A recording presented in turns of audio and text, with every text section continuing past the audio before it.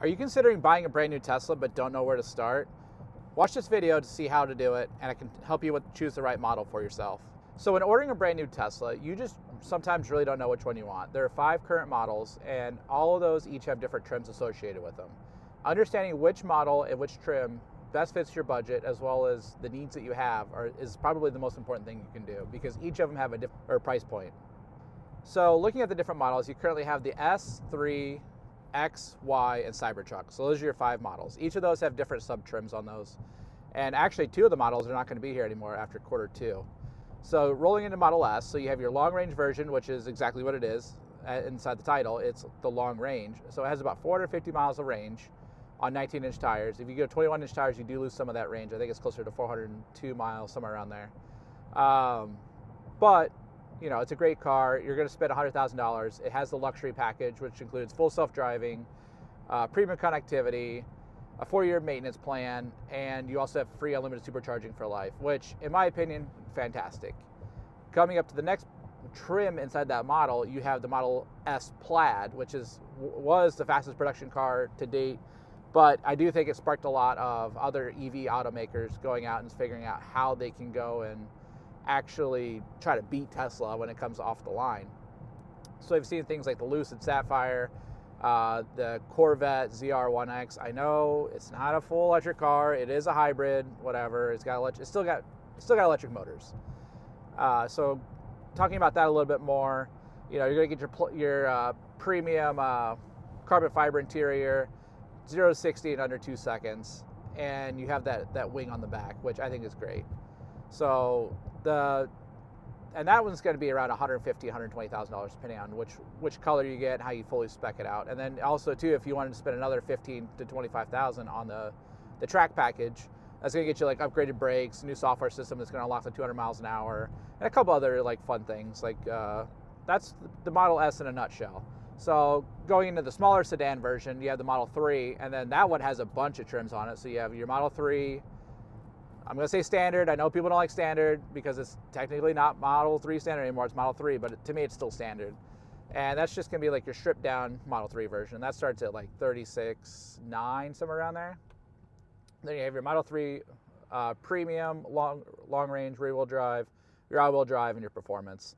So in my opinion, I think that the premium is probably where a lot of people are going to sit at, because you're going to get your cooled seats, you're going to get a couple other great features. So that's where it kind of lives at for me, at least. And you know, ambient lighting on the inside, which I like a lot. I like the light strip. I don't have that in my Model X, but for a lot of people, they like that a lot.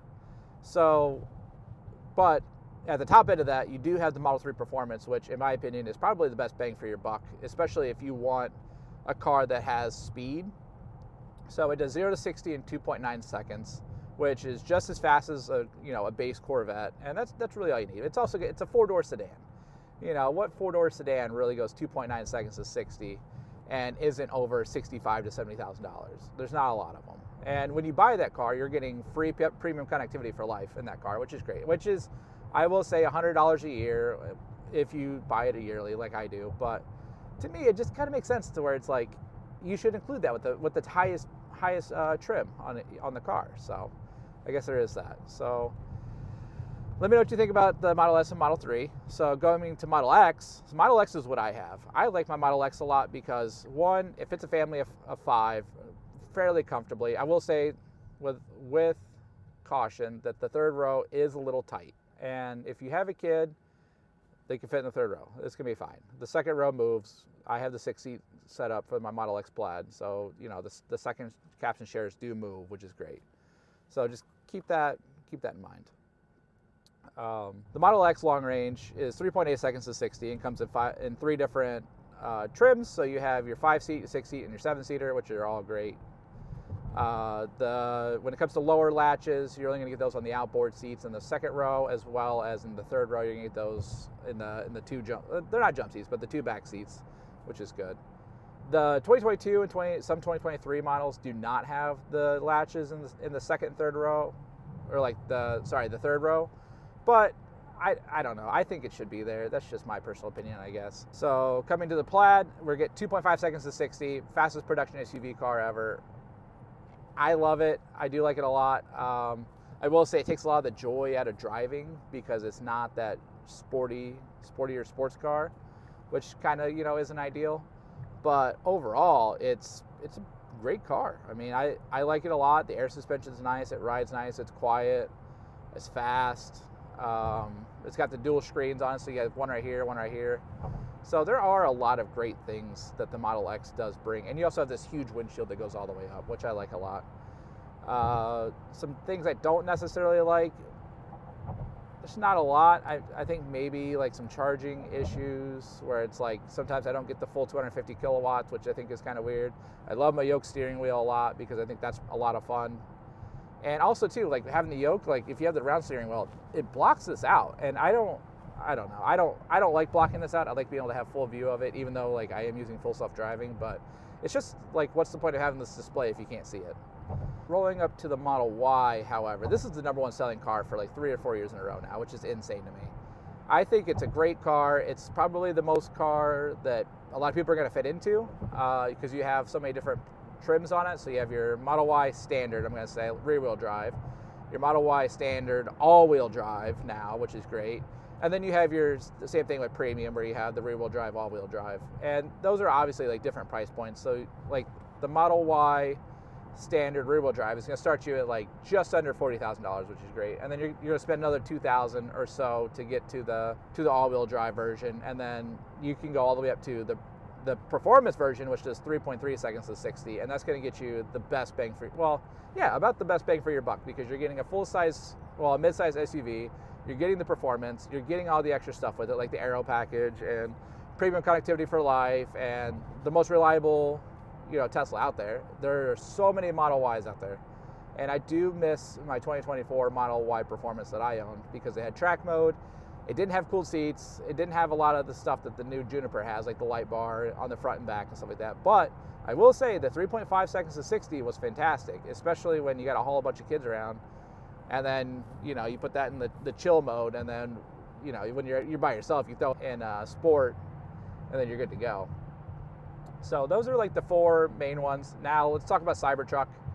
Cybertruck is honestly a beast by itself. It's so different.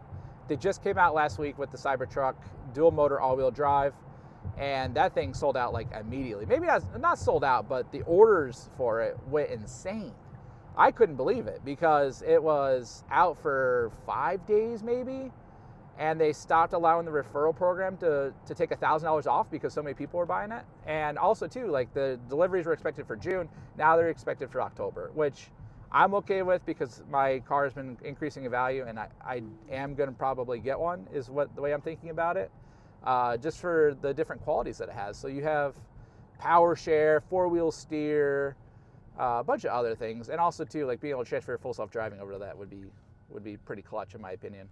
So you have that, and then you also now have the premium version, which is, you now have cooled seats, you now have air suspension. The all-wheel drive does not have air suspension.